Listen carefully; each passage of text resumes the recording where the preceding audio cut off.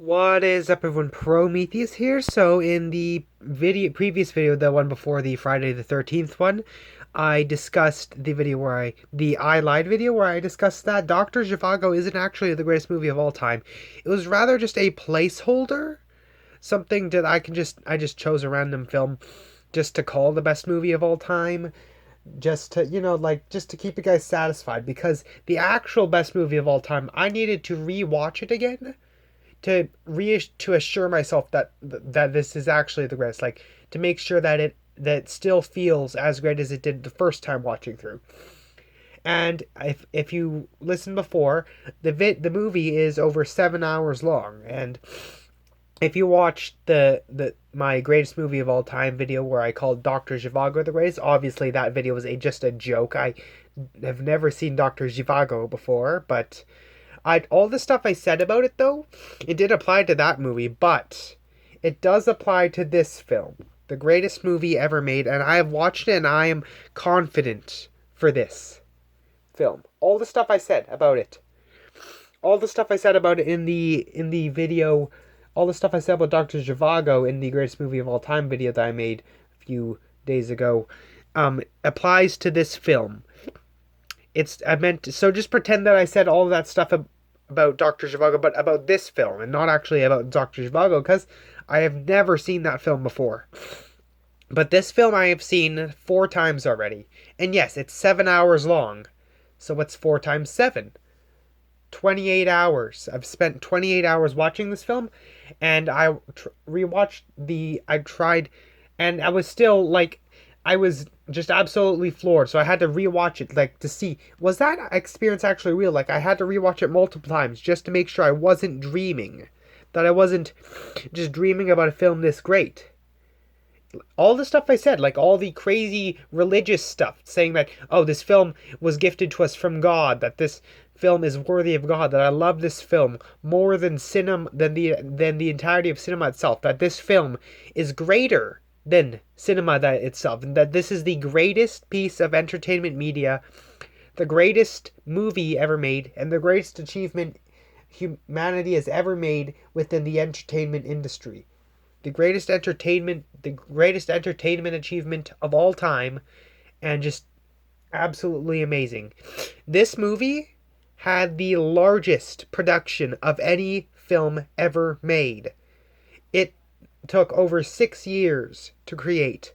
It had over 12,000 actors in it, with 300 different characters with voice lines in it, and over 100 filming locations, and some of the largest battle scenes, including some of the largest battle scenes in film history, including its largest battle being the largest battle in cinema history. This film was released in multiple different parts. Some people may call it a film series, but it's considered on Rotten Tomatoes. It's listed as one big 7-hour movie, so there's that. It's more so a one big movie split up into 4 different parts to make it easier to digest. But I was able to watch it 4 different times. I'm on my 5th viewing. I already watched the first part of the movie already. And yeah, so this film, unlike Dr. Zhivago, so when I said that Dr. Zhivago's score being an 82% is blasphemy, I was obviously joking and exaggerating. I think 82 is a fine score. But then this movie, I said before, it holds a 100% absolutely deserved 100% score. This film, unlike most of the other greatest films of all time, wasn't made by Hollywood, outside of America. This is a European production film, supported by the government of the country it was made in. And just to get this out of the way, no, it's not Satan Tango. That film, 7.5 hours long. I'm yet to watch it, though I hear it's really good, and yes, it also has a 100% score, and yes, it is also a European production. But this film follows the historical events of one of the greatest wars in human history. Not World War II, something prior to that. But if you like are a big history buff, a big movie buff, and yes, a big novel buff, because this is based off a novel, then you'll probably know which film I'm talking about. And no, there are multiple different adaptations of this book. I'll get to that afterwards. But this is just this epic doesn't even begin to describe this film. The cinematography in this film dwarfs the cinematography of Lawrence of Arabia. This film's production, the sets, the battle sequences, all the scenes, so impressive.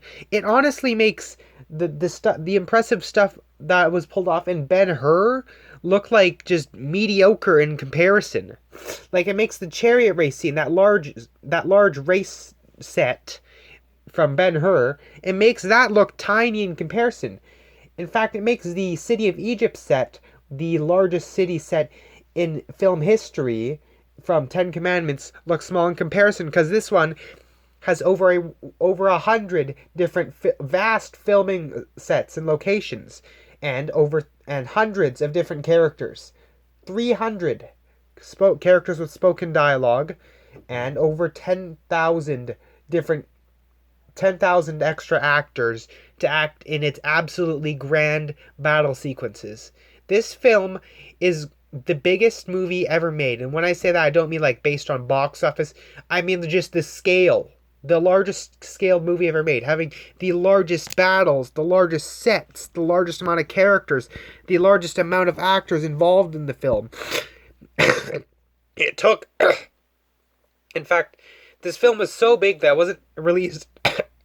Sorry, I have my throat hurts. But this film was released over the span of 1966 and 67, rather than just being released as one 7-hour epic. It had to be released in multiple different parts because of how big the film is. But honestly, 7 hours may seem daunting, and I sat through it, and I just wanted more. You can watch this movie, like what I said about Dr. Zhivago, that you need to watch it again and again until it clicks. No, obviously that film was a joke. I have never seen that film, and I was just joking. But this film, you don't need to watch it. You don't need to watch it more than one time to realize why this is the greatest film ever made.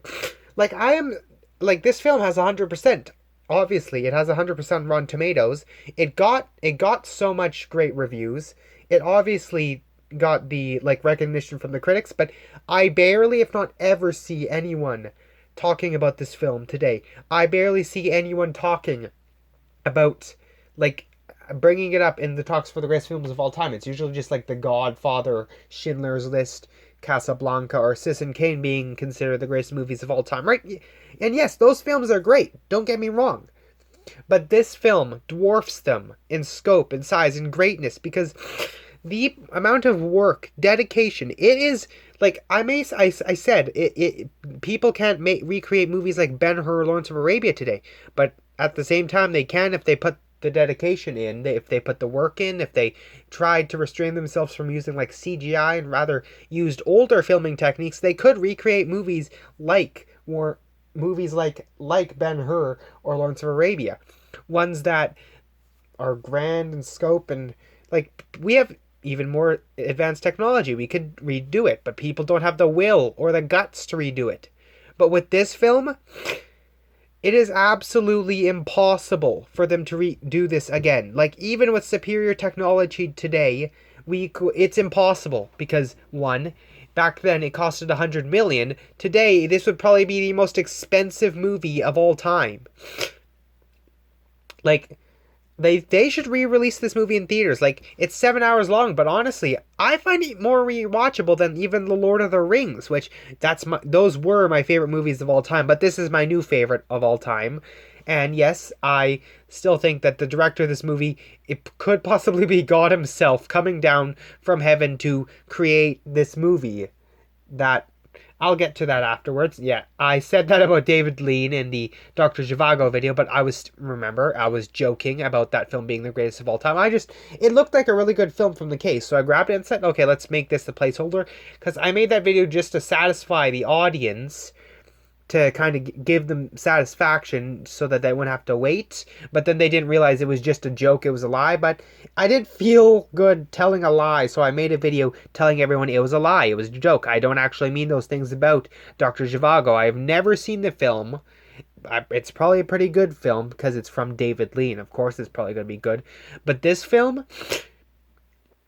I think this might have been the only film made by this director, but this film alone solidifies him as the greatest movie director of all time, one of the greatest artists in human history.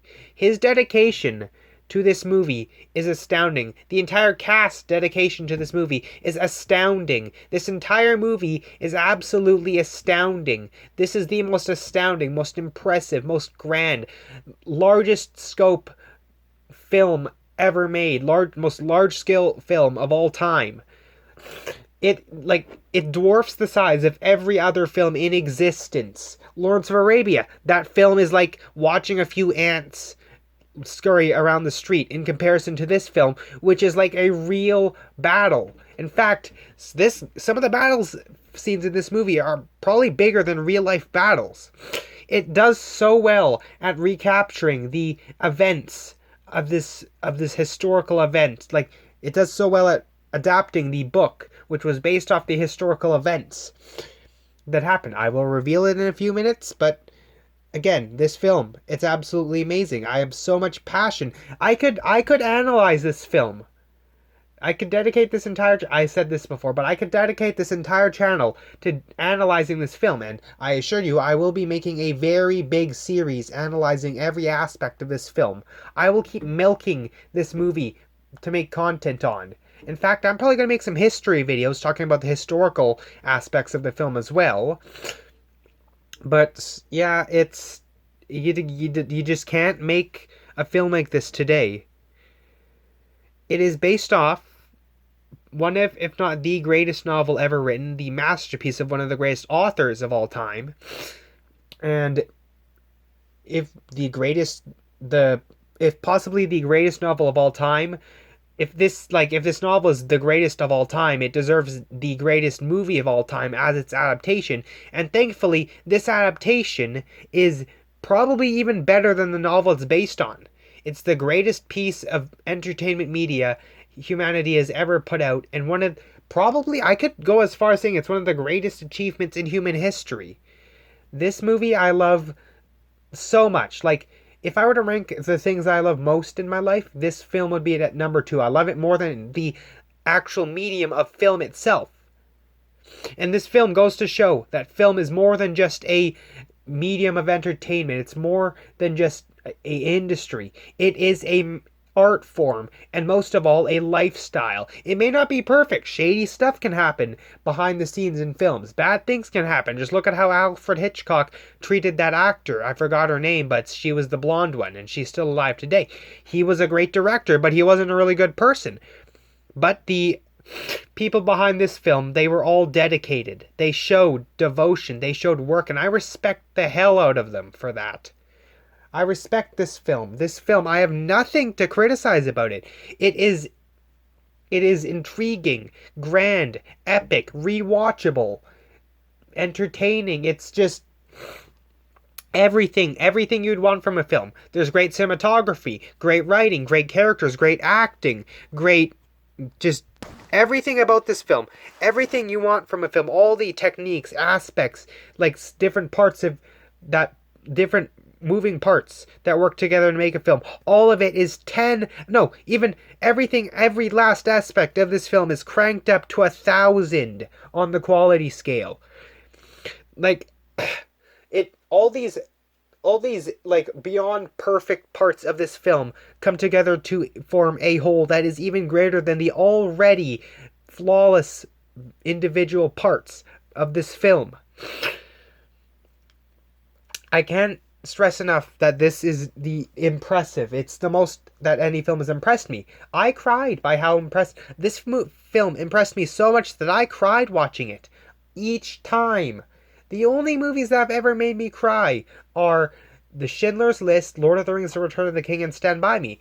And Return of the King and Stand By Me made me cry internally. Like, I was touched by those films, like Return of the King. I was so happy with the ending. I cried. I didn't cry physically. I cried on the inside. Stand By Me, it was more so I cried on the inside because it touched me so much and how like it portrays childhood, and I miss my elementary days so much.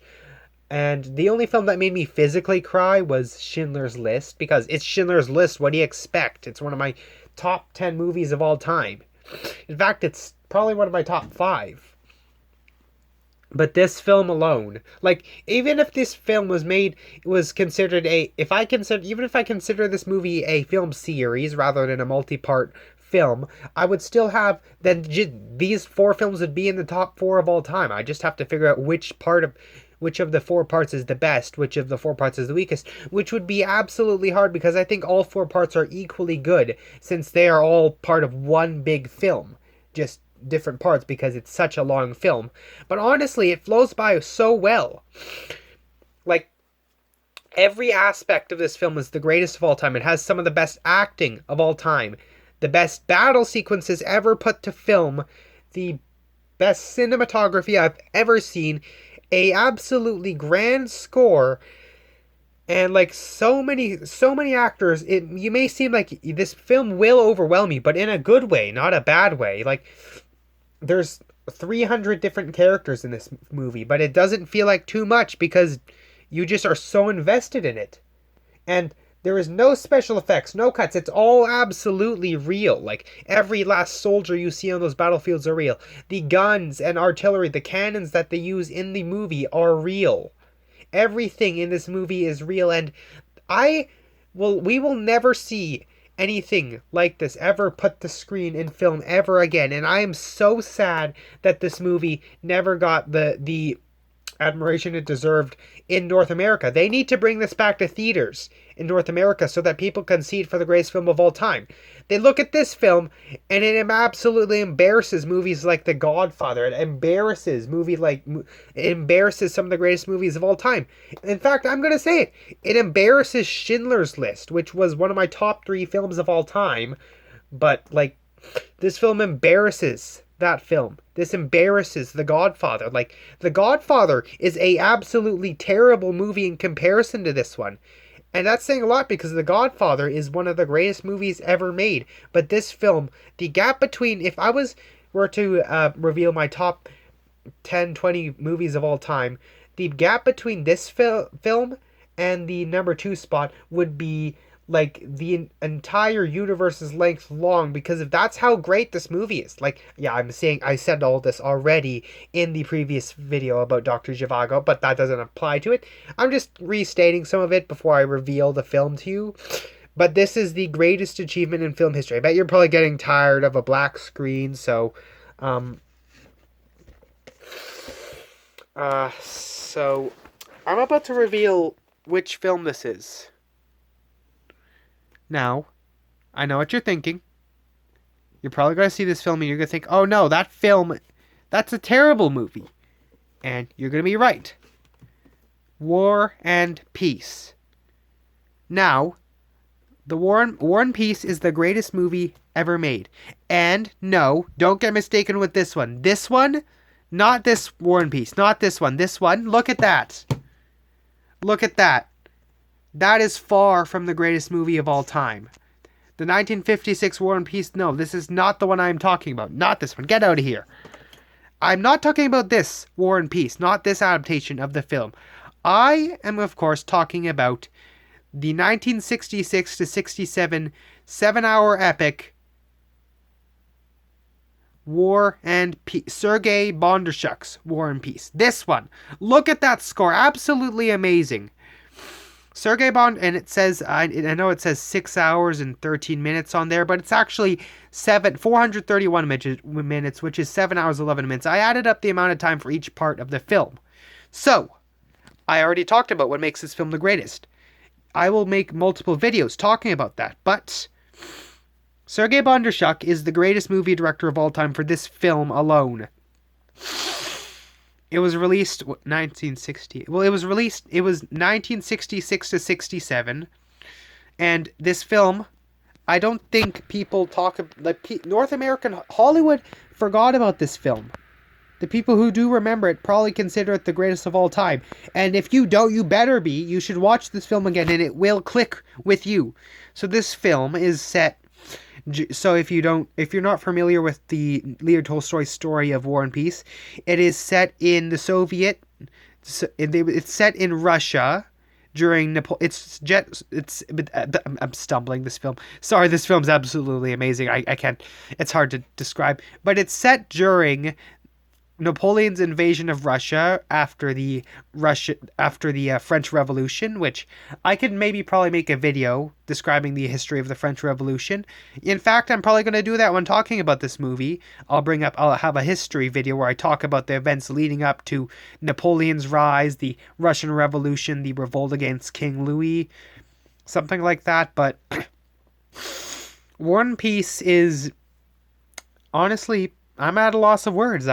I cried during this film, not because it's emotional, though it can be pretty emotional, don't get me wrong. This film made me cry just by the sheer greatness, the sheer grandeur, the sheer scope. I was in the presence of a film worthy of God himself. That, honestly, I can't, I'm at a loss of words, I said. Like, after watching this film, I had to sit down, reflect. I sat there for like 50 minutes thinking, what did I just watch? I had to watch it again to reassure that this film was real. This film doesn't feel real. It absolutely, like, I haven't seen this film, though I do hear that it probably let a lot of people down. But this War and Peace is nothing compared to this one. It has a 50% score, and I think my grandmother told me that she didn't really like it as much. And I do hear people say it's probably one of the weaker adaptations. But this is the greatest adaptation of possibly the greatest novel of all time. And this is the greatest story ever told on film. This is probably some of the greatest storytelling I have ever seen. Because again, there is such grand shots, grand cinematography. And you think, this film, it's the numbers of this film speaks. The numbers, like, when I say numbers, I'm talking about, like, the numbers of actors, the numbers of people, the numbers of actors, the numbers of years, the numbers of days it took to shoot this film.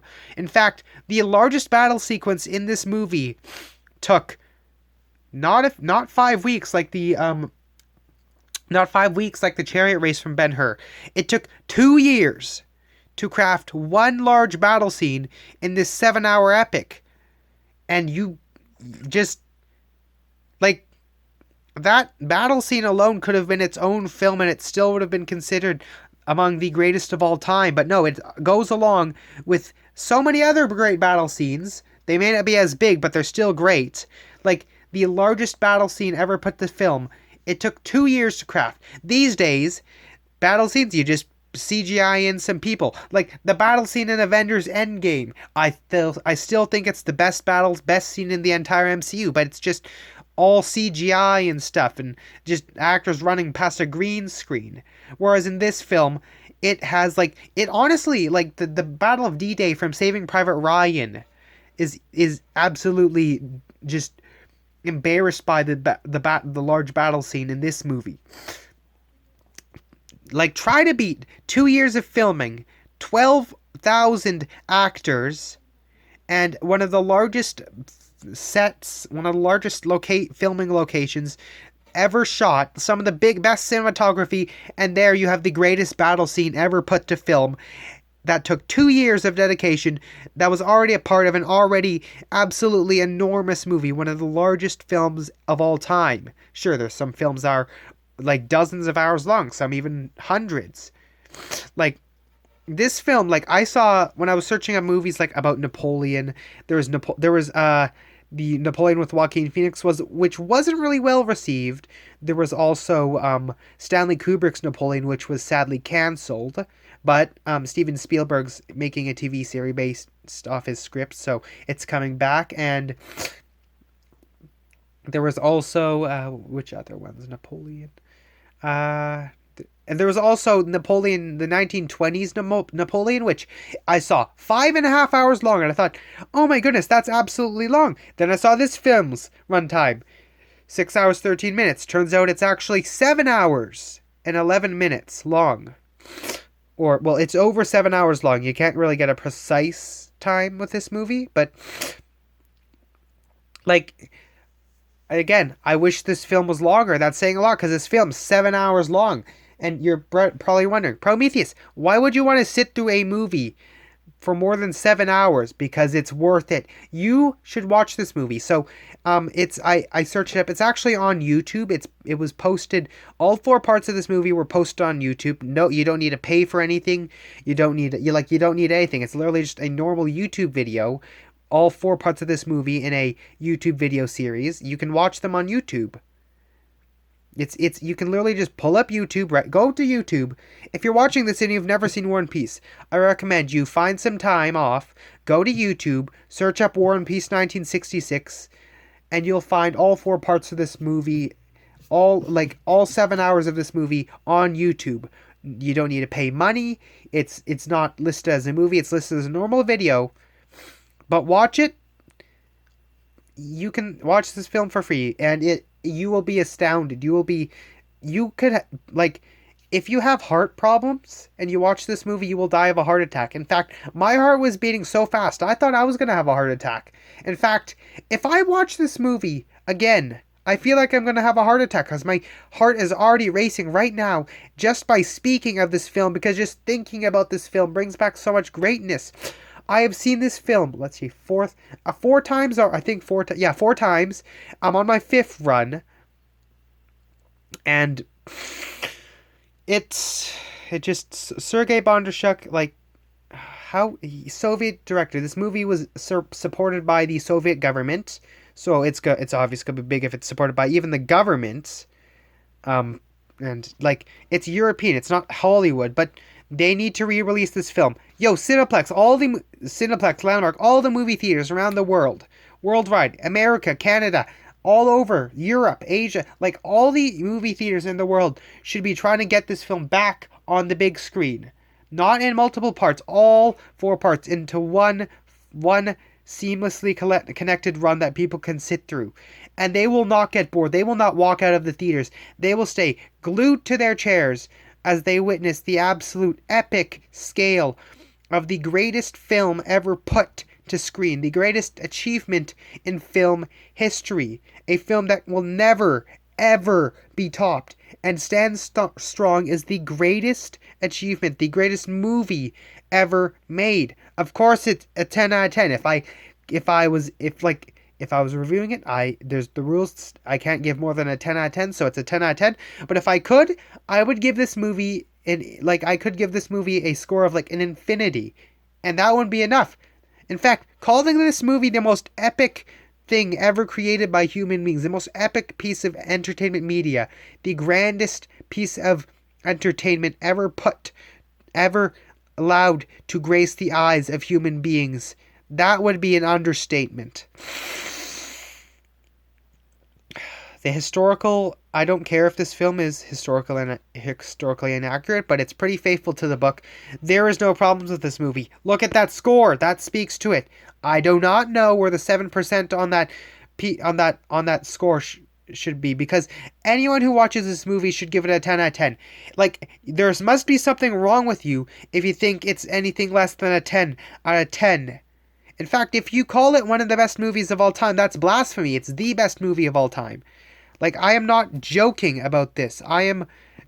This should be definitive, because the grand scale of this film is unmatched by anything ever put to film. Now, I will be making a video series on it, Sergei Bondarchuk's War and Peace video series. I might make a video on War and Peace, the 1956 one, though I hear it's not that good. But this one, I'll also be making a separate series where I talk about the history, the history behind this movie, and not I'll talk about the production, but also talk about the actual historical events that inspired the story, Napoleon's invasion of Russia, as well as the French Revolution that led to the execution of King Louis and Marie Antoinette, as well as the Three Estates, the Great Terror, the French Revolution, all that stuff. I can talk about that stuff while I talk about this film. But This is part one of the series where I go over this movie and every aspect of it and why it is the absolute greatest of all time. Forget that I said anything about Dr. Zhivago. That was a joke. In fact, you don't even need to watch that greatest movie of all time video because this one's replacing it. That one was just a joke. The greatest movie of all time, 1965, a film gifted to us by God. That video, that was a joke. Dr. Zhivago is not the greatest movie of all time. It might be one of the best of all time to me, but if I haven't seen it yet, watch it first till I hear it's pretty good, albeit pretty long, even though that film is less than half the length of this movie. And again, I wish this movie was like even longer. I wish this movie was like 100 hours longer. That's why I keep rewatching it. The total amount of hours I've spent watching this movie is 28 hours. I think it was 7. Yeah, 28 hours. I'm about to go to 35 hours because I'm watching it for a fifth time just to reassure. In fact, no, I'm just giving myself a dumb excuse to watch this movie again and re-experience the greatness. You watch this movie and you'll find something new about it every single time. This was like the Lord of the Rings is like the closest thing we've gone to recreating this kind of film, but even then it still falls so short. And I love those movies. They're my second favorite movies of all time, but they fall so short of this film. The historic stuff, the drama, the war, the romance, it's all amazing. Like, it may be spoken in Russian, but it's because it's set in Russia. Of course it's going to be spoken in Russian. I can read the subtitles. It's worth it. All film teachers should dedicate multiple classes to having the students sit through this movie.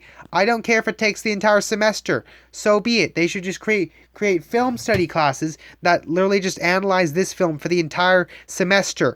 It is absolutely astounding how great this film is. I did not know human art could be this good. So good, in fact, that God himself probably manifested as Bondarchuk and created this film for us. And then he died. Bondarchuk died and went back to heaven as God. I'm going ahead of myself. That's just like all the stuff I've said. It's not enough. Any of the stuff I've said is not enough. One video is not enough to do justice to this film. That's why I am planning to do like over a dozen different videos on this movie. This is part one, and I will be making multiple other parts, but this movie is the greatest of all time. This movie defines historical accuracy. In fact, this movie represents everything film is: an art form, a lifestyle, a thing people should be dedicated to. They weren't creating this movie for the sake of money. They were creating this for the sake of art. And it absolutely shows through the numerous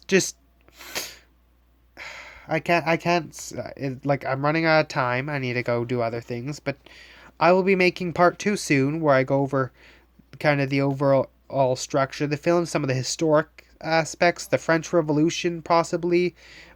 I mean, I myself am French, so of course I'm going